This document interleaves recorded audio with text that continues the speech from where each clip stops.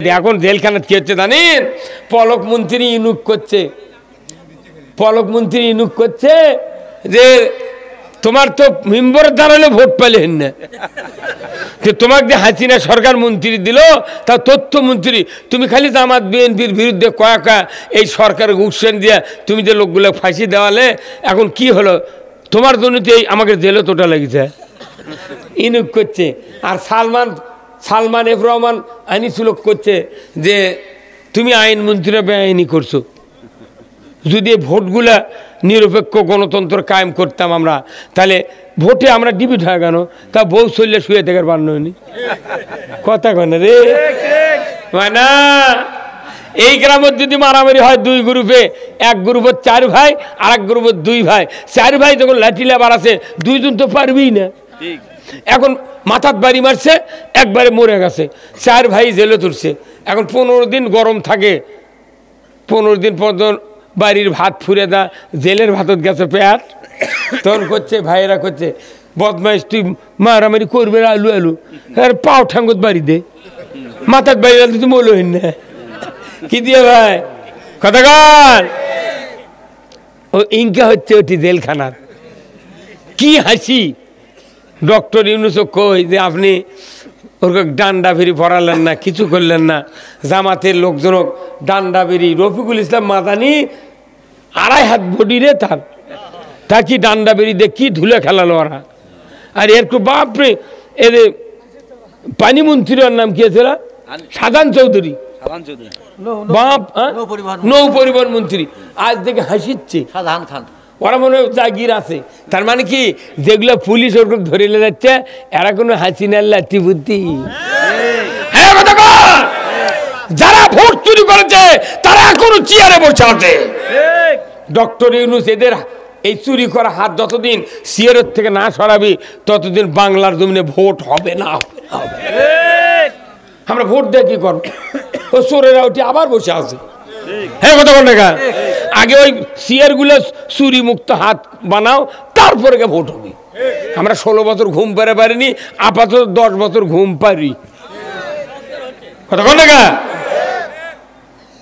কি সর্বনাশ! এই দেশটা স্বাধীন করেছি ভোটের অধিকার কায়েম করার জন্য, সেই দেশত 16টা বছর হলে ভোট দিবার দেয়নি, তাও মানুষ এখনো ওরকে লেজুর ছাড়বে পারছে না। এখন আমাদের কথা হলো যে আমরা এ দেশে শান্তি কায়েমের জন্য কোরআনের আইন চাই। তা যাই ক্ষমতার যাবি তাই যা কোরআন দিয়ে চালু করেন, আমরা কে পিএস দিয়ে পান্তাকে ঘরে শুয়ে থাকবো, আজরাইল আইলে চেতন ভাবো নাকি আর কথা আছে? তাহলে আপনার সন্তান নামাজে বানানোর দায়িত্ব সরকারের, দেশে নামাজ কায়েমের দায়িত্ব সরকারের, সুদ হারাম করার দায়িত্ব সরকারের, চুরি বন্ধ করার দায়িত্ব সরকারের, ঘুষ বন্ধ করার দায়িত্ব সরকারের। কথা ঠিক কিনা? তাহলে আপনি আমি তো বক্তৃতা দিয়ে সুদ হারাম হবে না, চুরি বন্ধ হবে না, জানা বন্ধ হবে না, এটা কায়েম করতে সরকার দরকার। তাহলে সেই সরকার কায়েম করার জন্য রাসূলুল্লাহ 27টা যুদ্ধ করেছেন। আর আমাকে যুদ্ধ লাগিচ্ছে না, খালি বাঁ হাতত ব্যালট, ডান হাতত ছিল, 3 দিকে সালাই, একদিকে দুয়ার, খালি মধ্যে তার 4:30 পর্যন্ত, 8টার থেকে এমন জায়গায় মারমু ছিল, 5টা আগে খালি কুপা কাজ। এই কথা বলে না, এদেশে কোরআনের আইন ছাড়া কোনো দুর্নীতি বন্ধ হবে না। জিবরাইলও যদি প্রধানমন্ত্রী হয় বাংলাদেশে, তাও ঘুষ বন্ধ হবে না, সুদ বন্ধ হবে না। তাহলে আল্লাহর আইন বাংলাদেশে চালু হোক, আপনারা কি চান? কারা কারা চান? 2 হাত তুলে দেখেন তো। লিল্লাহে তাকবীর, নারায়ে তাকবীর। আল কোরআনের আলো, আল কোরআনের আলো, কোরআন হাদিস যেখানে দুনিয়ার মুসলিম। এখন কোরআনের আইনের পক্ষে কথা বললাম, যদি কোরআনের আইন কায়েম না করি তাহলে আপনি এখন শোনেন, জুমাত খুতবা হয় না? খুতবা হয় কি হয় না? এই হুজুর, জুমাত খুতবা হয় না? হ্যাঁ হ্যাঁ। কি খুতবা? সানি খুতবার মধ্যে আছে। সানি খুতবা, সে খুতবার নাম কি? আহকাম। খুতবাতুল আহকাম 3টা বক্তব্য হয়, 1 নাম্বার, 2 নাম্বার, 3 নাম্বার। 1 আর 2 নবীর বক্তৃতা, আর 3 নাম্বার বক্তৃতা আল্লাহর বক্তৃতা। প্রতিদিন শুক্রবারে লোলানি সুর ধরে পাগড়ি দিয়ে, টুপি দিয়ে, আতর দিয়ে ইমাম মনে হয় রাজকীয় ভাবে কথা করছে। কি সানি খুতবার প্রথম বক্তব্য, খয়রুল কুরুনি কারনি সুম্মাল্লাযীনা ইয়ালুনাহুম সুম্মাল্লাযীনা ইয়ালুনাহুম। আমার নবী বলেছেন 10 বছর যখন উনি মসজিদে নববীর ইমামতি করেছেন, ওই সময় উনি ওনার রাজত্বের যেদিন শেষ পর্যায়ে আসতেছে এমন সময় যুদ্ধ বিগ্রহ থেমে গিয়েছে। আল্লাহর নবী উনি বলছেন খয়রুল কুরুনি কারনি, আমার যুগ হলো সোনার যুগ, আমার যুগ হলো সেরা যুগ। খয়রুল কুরুনি কারনি, আমার যুগ সেরা যুগ। কে বলেছেন? আল্লাহ রাসূল। রাসূল বলেছেন। ওই কথাটাই আমার দেশের ইমামেরা প্রতিদিন শুক্রবারে বলে খয়রুল কুরুনি কারনি। বলুন তো একটা মুক্তাদি কি কোনোদিন আমরা প্রতিবাদ দিছি? এই হুজুর, এটা নবীর কথা, তা আপনি ওই কথা বারবার কন। এটা কি সোনার যুগ? এটা কি সারা যুগ? নবীর যুগে ছিল সারা যুগ। সুদ ছিল না, চুরি ছিল না, জানা ছিল না, লুটপাট রাহাজানি, জীবিত মেয়েকে কবর দেওয়ার মতো সাহস হতো না, সেখানে ন্যায় কায়েম হয়েছিল। উনি না হয় বললেন যে খয়রুল কুরুনি কারনি। তা আপনার যুগ কি খয়রুল কুরুনি কারনি? আপনার যে যুগ হয় এই যুগের কথা কবেন, আর না হয় রসুল যে যুগ তৈরি করেছিলেন কি দিয়া, তখন মুক্তাদিরা কবি যে কোরআন দিয়া, তাহলে কোরআন দিয়ে যদি রসুল তৈরি করেন, ওই কোরআন আমাকে মসজিদত না হলে 20 কপি আছে, তে কোরআন যদি মসজিদত থাকলো অথচ খয়রুল কুরুনি হলো না। আপনি সেই বুদ্ধি দেন কিভাবে এই দেশে কোরআন দিয়া খয়রুল কুরুনি কায়েম করা যায়। খালি বক্তৃতা গতানুগতিক দিয়ে যাচ্ছে, কিন্তু বাংলা কয় না। বাংলা না করার কারণে ওগুলা মসজিদের ইমাম হাগেতে মোত্তাকি, পরেজগার, আল্লাহওয়ালা। আর যারা বাংলাদেশ জামাত ইসলামী করে, যারা আল্লাহর আইনের চায়, কোথায় এরা কায়দা বাঁধাচ্ছে। ঠিক কথা বলে গা। গত কয় বছর তো জামাতের নামও ধরা যায়নি, বিএনপির নাম ধরা যায়নি। ওরাই লিখে দিচ্ছিল কাক্কা গতিথি বানাবো, কে কে বক্তৃতা করি। বাপরে কি কন্ট্রাক্টার!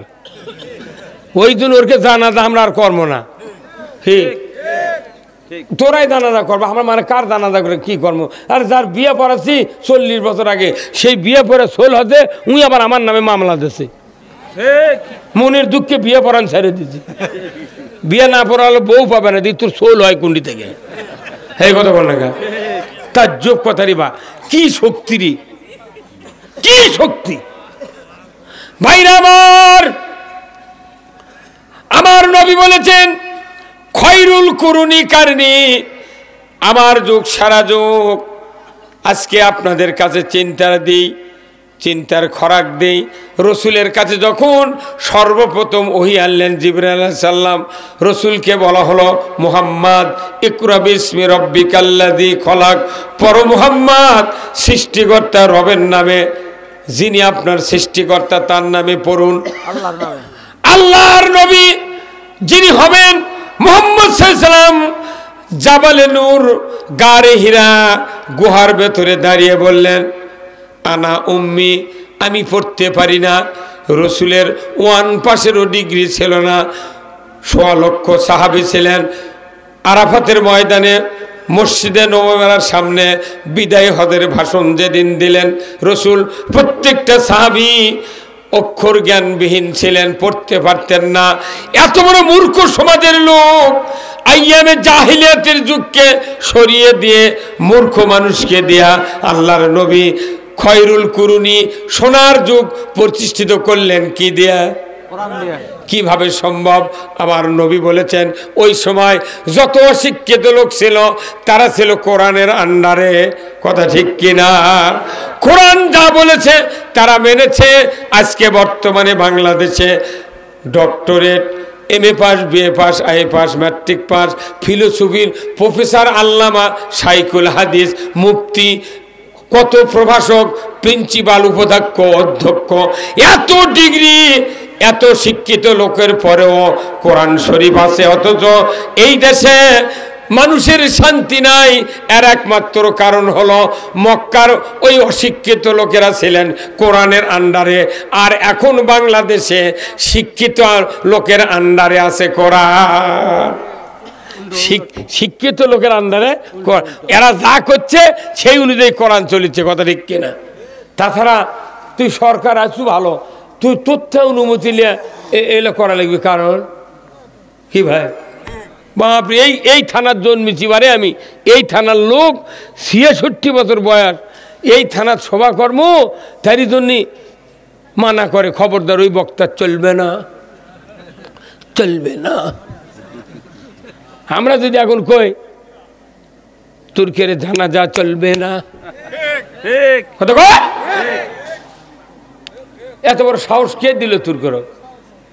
যে তুর্কে অনুমতি নিয়ে এই সভা করা যাবে? একটা পুলিশ 16 বছর আমাকে কোনোদিন ফোন করে কয়নি যে আপনি সভা করতে পারবেন, এই কথা কয়নি। বরঞ্চ ওইখানে গ্রুপের মধ্যে এক গ্রুপের নাম দিয়েছে, এক গ্রুপের নাম দেয়নি। ওরাই কাজে লেগে ওসিক যা কথা, ওসি সাহেব ওর যদি সভা হয় গণ্ডগোল হবে, পরে দায় দায়িত্বগুলো আপনার, কথা ঠিক কিনা? এগুলো করে তামাম সভা বন্ধ, ইটি কাজে উটি কাজে প্যান্ডেল ভেঙে দিয়ে কি নেতৃত্বরই, ওরা যা কয় তাই। ঠিক কথা বল ভাই। আমার অশিক্ষিত সমাজ সোনার যুগে পরিণত করেছেন নবী। আজকেও কোরআন আছে, শিক্ষিত লোকেরা আছে, আলেম আছে, ইমাম আছে, বক্তা আছে, মাদ্রাসার হুজুর আছে, কিন্তু কোরআনের শাসন না থাকার কারণে এই সমাজ ঘুণে ধরে সর্বনাশ হয়ে যাচ্ছে। জোরে বলুন ঠিক কিনা? তাহলে রসুলের এই কথা আমাদের জন্য উপদেশ যে কোরআন ছাড়া সোনার যুগ কায়েম করা সম্ভব নয়। দ্বিতীয় বক্তব্য হলো আমার রসুলের 1 নম্বর বক্তব্য চলে গেল। 2 নম্বর বক্তব্য হলো অসুলতানু জিল্লুল্লাহি ফিল আরদে মান আহানা সুলতানাল্লাহি ফিল আরদে আহানাহুল্লাহ। আমার নবী বলেছেন ন্যায়পরায়ণ শাসক আল্লাহর ছায়া সদৃশ্য। যে বা যাহারা ন্যায়পরায়ণ শাসক কায়েমের বিরোধিতা করবে, আমার নবী বলেছেন তারা যেন স্বয়ং আল্লাহর বিরোধিতা করলো। কোরআনের রাষ্ট্র কায়েম করার চায় না, মানুষের আইন দেয়া দেশ চালাবি, খালি নেয়াদ আলোক করে ক্যানভাস শুরু করছে, কথা বল না? কিন্তু আল্লাহর কোরআনের শাসন কায়েম হোক, এটা যদি না করেন, আল্লাহর নবী বলেছেন তুমি যেন আল্লাহর বিরোধিতা করলে। কিন্তু এটা নগদ লোক কি দেখা যায় না? দেখে সেই দিন আমরা চিন্তাই করি না আল্লাহর যদি বিরোধিতা করি আমরা, আমাদের নামাজ রোজা কবুল করার আর কেউ আছে? হ্যাঁ, যেরকম আছে। তাহলে আল্লাহর শাসন, কোরআনের শাসন কায়েম করা আমাদের জন্য ফরজ আইন। এর থেকে যদি কেউ বিচ্যুত হয়ে যায়, আমার রসুল বলছেন সে যেন আল্লাহর বিরোধিতা করলো। আল্লাহর বিরোধিতা করে বাঁচা যাবি? 14 তালা টুপি, 12 হাত জুব্বা, 6 হাত পাগড়িলে ঘুরিচ্ছে, আর তলে তলে করছে সাবধান, সেই উমর কি আছে, অগ্নি কলি হবি। অনুরোধ করছি সমস্ত নবীর সাহাবী, 1.25 লক্ষ সাহাবীর ভিতরে একজন মাত্র সাহাবী ছিলেন রসুলের পেছনে নামাজ পড়েছেন, কিন্তু আবু জেহেলের সাথে তলে তলে বুদ্ধি করছে মুহাম্মাদের বিরুদ্ধে। জোরে কোন ঠিক কিনা? তার নাম হলো আব্দুল্লাহ বিন উবাই। ওই ব্যক্তি মারা গেল, নবীর জুব্বা গাছ দেশে কাফন পরাছে, নবী নিজে জানাজার ইমাম, নবী নিজে দোয়া করছেন, 3 বার বলছেন আল্লাহ এই আব্দুল্লাহ বিন উবাই আমার উপর ঈমান এনেছিল, আপনার উপর ঈমান এনেছিল, কিন্তু ভেতরে ভেতরে আমার বিরুদ্ধে কথা নিয়ে দা আবু জেহেল সাকেছে। এইরকম লোক আছে না নাই? আমাদের সমাজে আছে না নাই? এই লোকটা মরার পরে নবীর জুব্বা গাওয়াত দেয় কাফন, নবী যার জানাজার ইমাম, তার টেনশন আছে? আর এমনি একটা মাদ্রাসার মোহতামিম, একটা বক্তা, একটা হাফেজ যদি মসজিদের ভালো ইমাম যদি জানাজার ইমাম হয়, তা ওই মুর্দার বেটারা কয় যে মর্দক জানাজার দিছি আমার বাপ জান্নাতত গেছে। ঠিক কথা বলে। আর নবী যে জানাজার ইমাম, তাহলে ওখানে কি হচ্ছে? অথচ নবী খালি দোয়া করছে আল্লাহ আব্দুল বিন উবাইয়ের আচরণ ভালো আছিল না, ওই কোরআন বিজয় চানি তে এখানে মাফ করে দেন। তখনই আল্লাহ বলছেন খবরদার, সাবিনা মাররাতান, সূরা তওবার 80 নম্বর আয়াত। আল্লাহ নিজে বলছেন 70 বার যদি দোয়া করেন আপনি, আপনার দোয়া কবুল হবে না। কেন হবে না? ওনার সব ভালো ছিল, আপনার মতো দাড়ি, জুব্বা, টুপি, দরুদ, সূরা কেরাত সব আপনার মতো, কিন্তু কোরআন বিজয় চায়নি। কোরআন বিজয় না চায় নবীর দোয়া কবুল হয়নি। আর আমরা কোরআন বিজয়ের বিপক্ষে মিছিল করছি, আর আল্লাহ কইতে আল্লাহ তুই মাফ কর, তোর বাপকে মাফ করবে না। কি কথা বল না? তুই সোজা এটা কোরআনের সলিড কথা বলতেছি, রসুলের হাদিসের কথা। আমাকে আপনাকে আল্লাহ সৃষ্টি করেছেন আল্লাহর গোলামি করার জন্য, কথা ঠিক কিনা? ভাইরা আমার, আল্লাহর দেওয়ার শাসন ব্যবস্থা দ্বারা কায়েমের বিরোধিতা করবে, আমার নবী বলেছেন তারা যেন আল্লাহর বিরোধিতা করলো। তাহলে এই কথার থেকে আমাদের সাবধানতা অবলম্বন করা দরকার কি দরকার নয়? জোরে কোন দরকার আছে? তাহলে আমাদেরকে পক্ষ নিতে হবে আল্লাহর রসুলের। জোরে বলুন ঠিক কিনা? আল্লাহ হলেন মুনিব, রসুল হলেন নেতা। ওই মুনিবের কথা অনুযায়ী নেতার পথে যদি চলে, আল্লাহ তাআলা আমাদের তামাম জীবনের গুনাহ মাফ করে দিবে। এরপরে খুতবাতে 3 নম্বর বক্তব্য, আমার আল্লাহ বলেছেন ইন্নাল্লাহা ইয়ামুরু বিল আদলি ওয়াল ইহসান ওয়া ইতাইযিল কুরবা ওয়া ইয়ানহা আনিল ফাহশাই ওয়াল মুনকারি ওয়াল বাগি ইয়াযুকুম লাআল্লাকুম তাযাক্কারুন। আছে না নাই? প্রতিদিন খুতবায় পাঠ করা হয়, নিশ্চয় আমি আল্লাহ হুকুম দিচ্ছি বান্দা তোমরা কি করবে? ন্যায় বিচার করবে, ইনসাফ ভিত্তিক সমাজ কায়েম করবে, আত্মীয় স্বজনের সাথে সদ্ব্যবহার করবে, পিতামাতার খেদমত করবে, আর অন্যায় নাফরমানি হারাম ফায়সা কাজের থেকে তোমরা বিরত থাকবে। এই বিরত থাকাই হলো সবচেয়ে বড় জিকির। এই বিরত থাকা হলো সবচেয়ে বড় জিকির। এই অন্যায় থেকে বাদ যায় না, বিরত হয় না, কিন্তু জিকির করেছে এই তাহেরিরে জ্বালাও পোড়াও রাখি আত মারদারে। অন্যায় বাদ দেয় না, কিন্তু জিকিরের গান চলে। লাভ কি? নিজে আল্লাহ বলেছেন হারাম ফায়সা অশ্লীল এইগুলি কাজ থেকে বিরত থাকতে হবে। এটা হলো সবচেয়ে বড় জিকির। প্রতিদিন খুতবাতে বক্তৃতা হচ্ছে আত্মীয় সাথে সদ্ব্যবহার করো, পিতামাতার খেদমত করো, অথচ চেয়ারম্যান কেড়ে খালি বিচার হচ্ছে, বাবুক দেখে পায় না, ভাত দেয় না। কি ভাই? চেয়ারম্যান 2 থাপ্পড় দিয়ে করতে যা, খালি থেকে ভাত দিত যা। চেয়ারম্যানের খালি দরবারে একটা বউ ছেড়ে দিল, আর বাপ বাটা মারামারি লাগলো, এই ছাড়া কোনো বিচার নেই। তখন চেয়ারম্যান মেম্বার মনে করেন এর সংসার ফৌতি হয়ে যাচ্ছে আস্তে আস্তে। একটা মেম্বারও ঘরত ভাত নেই আমাকে এলাকার। এর কি মিশাই, যতই কাম করুক তাও গেলে এই যে পাট 10 বার করে একটা মেম্বার পায়খানার পাট দিয়েছে, উই লিয়াদা বেছে বেঁধে মানুষ দেয়, আবার কোথাও কিচ্ছু দিল না। ফের তো পাট কয় বছর হলে দেওয়া লাগবে? উই গরুর গড়া ফালাতে পাট দিয়ে, অত পায়খানা দেয়নি, ওর বউ কোথাও ভাস তোলা তা। এই দরবার ছাড়া কোনো কাম আছে? ওটি কুয়ার সুদি সালা দিয়া রাস্তাত কাদো করছে, ওরই পানিতে কাদো, অথচ ওটি 2-3টা বাড়ি আসু, যদি 6-7-8 ফুটের 2টা চোঙলি আছে, ওই রাস্তার দিয়ে পানি 2 চোঙের মধ্যে দেয়, তাহলে ওই কিয়ামত পর্যন্ত সওয়াব পাবি। ওটার জন্যই তামান দিনই গাইলাচ্ছে মেম্বার ভোট দেওয়া ভুল, চেয়ারম্যান দেখে না, এইবারে খেলো ওই খেলো। আর উইতে 20 বিঘা জমি আবাদ করে একটা ওষুধ দিল না, একটা জাকাত দিল না। একটা চেয়ারম্যানের চেয়ে বেশি মারে খায় যার ভেউ আছে 20 বিঘে। 20 বিঘে লাগে 20 মন ওষুধ দেওয়া লাগবে, 20 মন আমনের ধান লাগালে 20 বিঘা 20 মন ওষুধ দেওয়া লাগবে। ওই বছরে 40 মন ধান আল্লাহ দেওয়া লাগবে, কিন্তু ওই মন 3 দিয়া করছে প্রচুর দিছি। দাসগাঁও দিল, ভুরল দিল, বীরফলি দিল 2.5 কেজি 5 কেজি করে, 16 খান্তি দিয়েছে 3 মন। এখনো 40 মধ্যে 3 গেলে কত থাকা? 37। ওই ইরি লাগাচ্ছে 40 বছর হলে, আমনের ধান 40 বছর আবাদ করছে, তাহলে 40 দিয়ে যদি 37 গুণ দেন কত সমান হয় জানেন?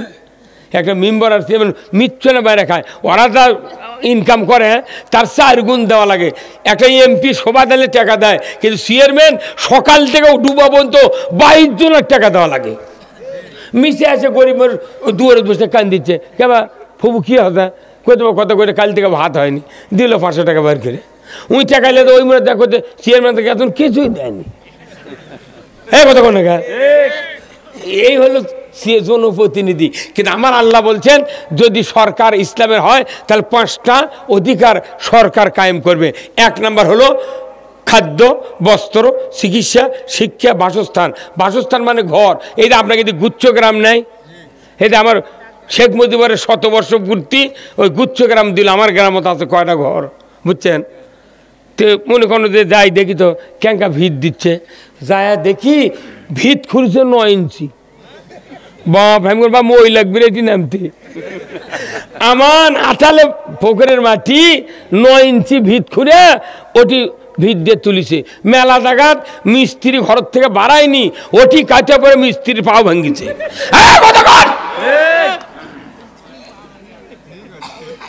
আমার ওই গ্রামের গুচ্ছ গ্রামত মনসুর নামে এক লোক মরে গেছে, এই ভয়ে মোটামুটি ঘরতে পলে গেছে। সেগুলো ঘর 14 বেচা হচ্ছে, যাই যখন নেতা হয় তাই যা বেঁচে বেঁচে খাচ্ছে। আমি বুঝতে পারি না, আমরা তো যাই না ওগুলার। ওরাই আমাকে হুজুর উনি 20,000 চাচ্ছে, ই 18,000 চাচ্ছে। সেগুলো কতদিন বেচলো, কোথায় যার মনে তাই বেচিচ্ছে। কি রে দেশ মনে দখল হয়ে গেছে। হ্যাঁ কথা কন না কেন? এগুলো নেতা দিয়ে দেশের শান্তি হবি? বহু দেরি আছে। এক নেতার এক দেশ, তার নাম হলো মুহাম্মদুর রাসূলুল্লাহ সাল্লাল্লাহু আলাইহি ওয়াসাল্লাম। আমার ভাইরা, হযরত ওমর ফারুক রসুলের পেছনে 10 বছর নামাজ পড়েছেন মসজিদে নববীতে। 10 বছরের বক্তব্য শুনিয়া আবু বকর সিদ্দিক রাদিয়াল্লাহু তাআলা আনহুর পর ওমর ফারুক অর্ধেকটা পৃথিবীর বাদশা হলেন। উনি রাতের অন্ধকারে তামাম পৃথিবীতে ঘোরাফেরা করছেন, অর্ধেকটা পৃথিবী। হঠাৎ করে একদিন মরুভূমির প্রান্তর দিয়ে ওমর ফারুক হেঁটে হেঁটে চলে যাচ্ছেন। দূর থেকে দেখতে পেলেন একটা জঙ্গলের ভেতর টিম টিম করে আলো জ্বলছে। উনি চলে গেলেন ঝুপড়ির নিকটে, গিয়ে দেখেন একটা টিম টিম করে আলো জ্বলছে, ভেতরে মনে হয় মানুষ আছে। কিছুক্ষণ জানালার কাছে দাঁড়িয়ে গেলেন, ভেতর থেকে আওয়াজ আসলো, একজন মহিলার গলার আওয়াজ, আর্তনাদ, দুঃখ বেদনার কান্না। উনি দাঁড়িয়ে দাঁড়িয়ে শুনছেন। এর কিছুক্ষণ পর আবার একজন বেদুইন যুবকের গলার আওয়াজ চলে আসলো, সেই যুবকও কান্না করছে। ওমর ফারুক বললেন, রে ঝুপড়ির মালিক, কি দুঃখ বেদনা তোমার ঘরের ভেতরে, কি হয়েছে তোমার ঘরের ভেতরে বলো না। এইবার ভেতর থেকে আওয়াজ আসলো, পথিক আপনার কাজে আপনি চলে যান, আমার কি কষ্ট বেদনা আপনাকে বলে কোনো লাভ নাই, চলে যান। অর্ধেকটা পৃথিবীর বাদশা আমিরুল মুমিনিন উনি বললেন, রে ঝুপড়ির মালিক, আমি কি একটু শুনতে পারি না তোমাদের কি দুঃখ কষ্ট? আমাকে যদি এই কষ্টের কথা বলে দিতে, আমি তোমাদেরকে সাহায্যের হাত বেরিয়ে দিতাম। তোমাদের এই দুঃখ কষ্ট লাঘবের জন্য একটু কি আমি জানতে পারি? ভেতর থেকে বেদুইন ইহুদির একজন যুবক বলল, রে পথিক, আমার স্ত্রী এই 2 জন ছাড়া এখানে কেউ নাই। আমার স্ত্রীর প্রসব বেদনা উঠে গেছে, যন্ত্রণার চোটে আমার স্ত্রী হাউমাউ করে কাঁদে। এত ব্যথা, এত কষ্ট, সন্তান ডেলিভারি হয় না, এত ব্যথা হচ্ছে, কান্দে। আমি তো সহযোগিতা করতে পারি না, কোনো মহিলাও এখানে নাই। ওগো পথিক, আমার স্ত্রীর কান্নার কারণে আমিও কাঁদি, যাতে করে তার ব্যথার আমি ভাগী অংশীদার হই। এই হলো আমাদের ঘরের অবস্থা। উমর ফারুক শোনা মাত্রই মুহূর্তকাল দেরি করলেন না, দৌড়ে চলে গেলেন নিজ বাড়িতে। উনি ডাক দিলেন, আব্দুর রহমানের মা, তাড়াতাড়ি করে ওঠো, তাড়াতাড়ি করে ওঠো। চিৎকার যখন করলেন, ওনার স্ত্রী বললেন, ও অর্ধেকটা পৃথিবীর বাদশা, আমার প্রাণের স্বামী আমিরুল মুমিনিন উমর ফারুক, আপনি এত তাড়াহুড়া করছেন কেন? আমি কেন তাড়াতাড়ি করে উঠবো? কি হয়েছে, ঘটনা কি? উনি বললেন, ও আব্দুর রহমানের মা, আমার প্রাণের স্ত্রী, তোমাকে আল্লাহ জান্নাত বিক্রয় দিবে আজকের রাত্রিতে, তুমি দয়া করে ওঠো, আমার কথা অনুযায়ী চলো। উনি বললেন, জান্নাত ক্রয়ের জন্য আপনি তো মাঠে ময়দানে দৌড়াচ্ছেন, আপনি কেন জান্নাত কিনতে পারলাম না? আপনি কেন কিনতে পারলেন না? উনি বললেন, প্রাণের স্ত্রী, আজকে যে জান্নাত বিক্রয় হবে এটা পুরুষের নয়, এটা নারীদের জন্য। জোরে কন্যা মারহাবা। নারীদের জন্য জান্নাত। এই জান্নাত ক্রয়ের জন্য আমার ভাইরা ওমর ফারুক স্ত্রীকে বললেন, স্ত্রী বললেন, বুঝতে পারলাম না কি সেই জান্নাত আমি কেমন করে কিনব, ঘটনা কি? আমিরুল মোমিনিন বললেন, ওই মরুভূমির প্রান্তরে একটা ঝুপড়ির ভেতরে একজন বেদুইন যুবক, ইহুদির ছেলে, তার পুত্রবধূর প্রসব বেদনা উঠে গেছে, কিন্তু ওই ঘরের ভেতরে কেউ নাই, শুধু স্বামী আর স্ত্রী। তার যন্ত্রণা হচ্ছে।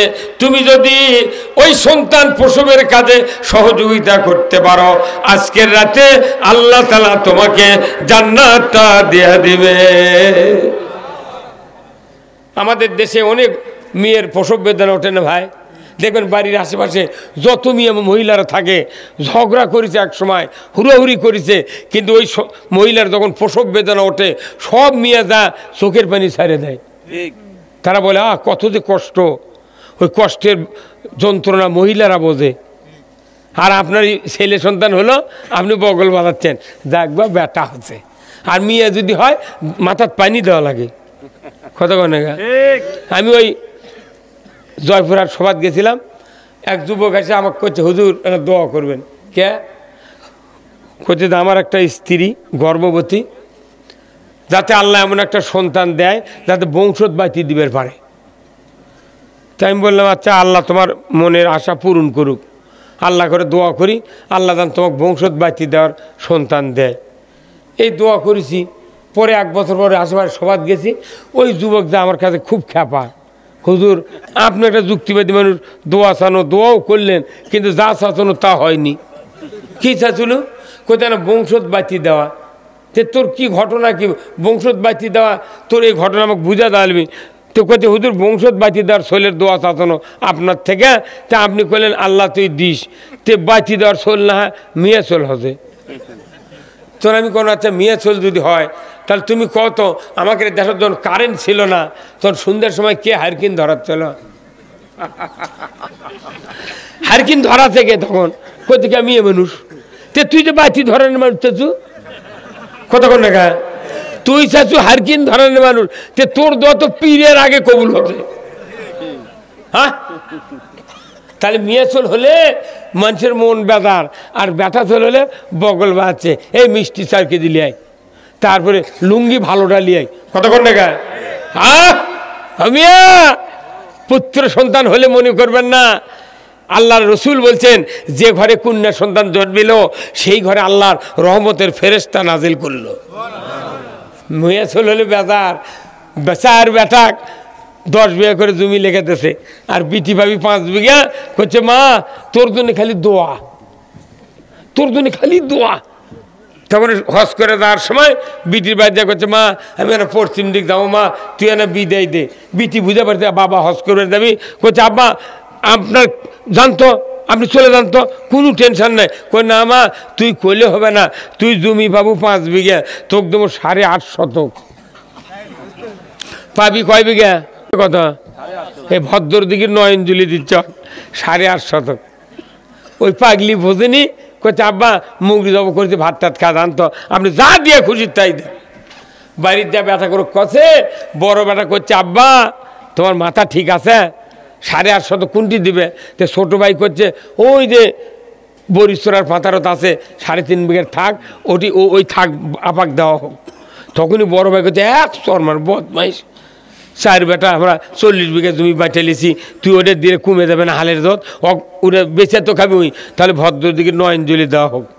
ওই শহীদুলের সারের দোকান করেন একটা, ওর মায়ে পাদরতি দিবার দিচ্ছে হয় না, কিন্তু বিটিক দেশে, বিটি দেখে পাগলিক দেখে অক দেশে।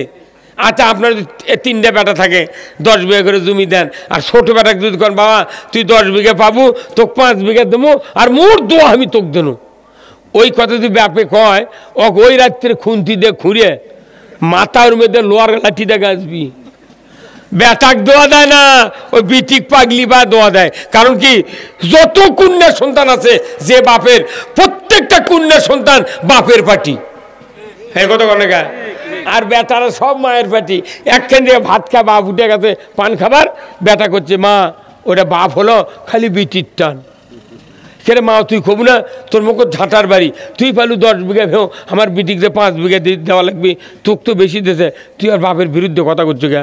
বরং তুই মা আমারও কয় কি কয় কয় শোনে না বা, খালি বিটির কথাই কয়, মা ওরা আলটি দিচ্ছে এই কথা কন না কে? আমি নিজের কন্যা সন্তানগুলো আপনি ঠকান, কিয়ামতের দিন আল্লাহ তাআলা আপনার বান্দার তালিকার থেকে নাম কেটে দিবে। নাউযুবিল্লাহ। মান কাতা মেরাসাহু কাতা আল্লাহু আব্দি। মানুষের শোলক নিয়েছে, পাইলে বাড়ি করে দিচ্ছে, ভেউ দিচ্ছে, আর লিদের বেড়া করছে তুই সিএনজি চালা খা। হ্যাঁ কথা কন না কে আপনারা? বাটাম ফাটাবি। হজরে আসওয়াদ পাথর যদি গিলেও খায়, এ হাদির নাজাত নাই। কথা বলান আমি এখন ওই 8.5 শতক দেশে ভদ্র দিকে নয়নজলি 50 বছরে বিটি বাঁচেনি। এমনও বিটি আছে বাপ মরে গেলে ভাবি করে কয় মা, কয় মা আব্বার একটা পাঞ্জাবি দে, একটা পায়জামা দেন, লুঙ্গি দে, ধুয়ে স্থির করে থমো, যখন বাপের কথা মনে হবি ওই পাঞ্জাবি আর লুঙ্গি দেখবো। কি ভালো মেয়ে। আর ওটি বাপ অসুখে মরিচ্ছে, ঘরের মধ্যে 3টে বেটা বারান্দা দিয়ে যায়, মায়ের ঘরের মধ্যে গা তোর বাবু কেন দেখবো না, জ্বর সারিচ্ছে না বা, তখন ওই বেটারা করতে কি লাখত কাপড় দিয়ে দুয়ারের বাড়িতে কাল্লা দিয়ে করছে মা আব্বা ক্যাঙ্কা। কথা কয় না রে, বাপক নিজের বাপক করছে ক্যাঙ্কা আব্বা, আর শ্বশুর আছে কয়েছে আব্বা আসসালাম, আব্বা বসেন, আব্বা থাকেন, আব্বা আব্বা আব্বা। কি দেখে। আর ওই মাদার ইন ল আছে শাশুড়ি, তাকে করছে আম্মা, এক আলিফ গুণ্য করে আম্মা। কে রে ওটা আম্মা চাচি, ওই চাচি আবার জায়গের সাথে গল্প করছে, আমি একটা জামাই পাচ্ছি কুকুলের মতো ডাক দেয়, ওটা কুকুল না চাচি, তোমার ভিটে বেচাবি। ওই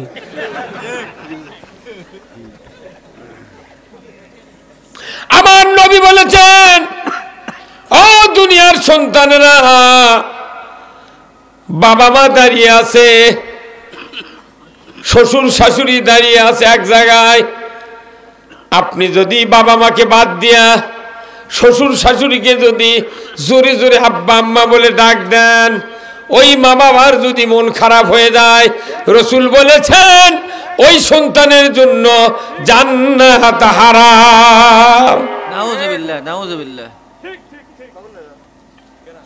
বিয়ে করে যেদিন লিভার আসে আত্মগুলা খাওয়ার জন্যে 2 কেজি চমচম কিনেছে, কিনে নিয়ে যাচ্ছে, কিন্তু ওই বীরফলি বাজার তোদের কার দোকান, ওটা লুৎফর হালাইকার দোকানত, ওটি আবার এই বাঁশ বেড়ে মানুষ আসিচ্ছে, দেখে যে এটকার চ্যাংরা মিষ্টি কিনে এলে কেনলা বিয়ে করতে ওটি যাচ্ছে, তখন এসে করছে বা তোর বেটা কেন ওই মুখ গেল রে 2 কেজির কার্টুন নিয়ে, তখন বাপ যদি শুনে পায় মনে মনে কা হারে খাইতে মূল্য কে চমচম খাই কে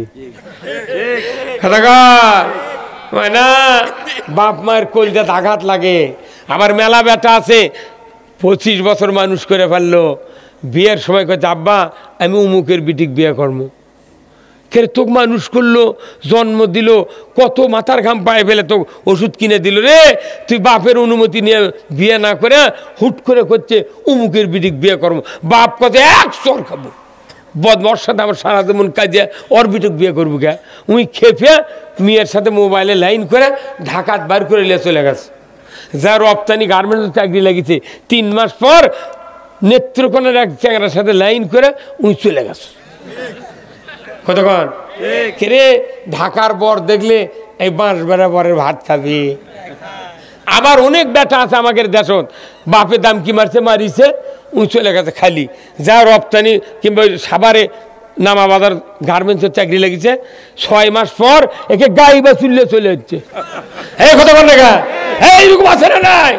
আমার গাঁও আছে গাই বা চুল্লি যাচ্ছে, দেখে গাই বাছুর বড় হয়ে গেলে বেঁচে দেয় না, উনকে কাম করবে, তুই বাছুর থুই আয়।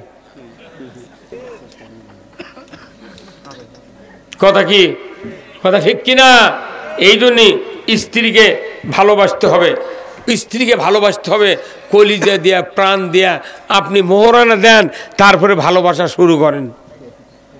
অনুরোধ করছি, এই যে আলু ইরি কত টাকা রে, বছরে 2000 করে টাকা দিলে 4টে বইয়ের মোহরানা দিন শোধ হয়ে গেল। অনুরোধ করছি আমি নামাজ পড়বো, রোজা করব, হজ করব, জাকাত দেব, যদি মোহরানা বাকি থাকে কিয়ামতের দিন জানাকারের কাতারে উঠতে হবে। এই জন্য আসুন আজকের এই বাঁশবাড়িয়া জামে মসজিদের উদ্যোগে কোরআনের মাহফিল। আল্লাহ রাসূল বলছেন যে মাম বানা মসজিদান বান আল্লাহু লাহু বাইতান ফিল জান্নাহ, যে ব্যক্তি মসজিদ তৈরি করার জন্য অর্থ দিবে, টাকা দিবে, পয়সা দিবে, আল্লাহ রসুল বলছেন তাকে আল্লাহ কিয়ামতের দিন হিসাবের পর সে যদি মুত্তাকি হয়, মুমিন হয়, জান্নাতের ভেতর তাকে বালাখানা দিয়ে দেবে। ধরে কর আল্লাহু আকবার। কেউ যদি স্থায়ী ভেস্ত নিতে চান তাহলে আপনাকে আল্লাহর ঘরের জন্য অর্থ দিতে হবে। তাই আসুন, অনেকের বাবা মা দুনিয়ার থেকে বিদায় হয়েছেন, আজকে বাঁশবাড়িয়া প্রায় 3 বছর হলে মাহফিল নাই। আমি আপনাদেরকে অনুরোধ করব, অনেক আত্মীয় স্বজন এসেছেন, ভাই এখানে বাঁশবাড়িয়ার কারা কারা হাত তোলেন তো। আব্দুল কুদ্দুস ভদ্র দিকে 500 টাকা ভদ্র দিকে দিয়েছেন। 39 বছরের শোভা, 39 জন লোক বাঁশবাড়িয়ার নেই। আমি আছি বারে। অনুরোধ করছি খুব তাড়াতাড়ি আসেন। কে দিল? আব্দুল কুদ্দুস ভাই ভদ্র দিঘির 500 টাকা আল্লাহ দান কবুল করে নেন, আল্লাহ হাত দারাজ করে দেন, আল্লাহ ক্ষেত খামারে বরকত দেন। আসুন আমার ভাইরা, খুব তাড়াতাড়ি করে আসুন, আল্লাহর বান্দা।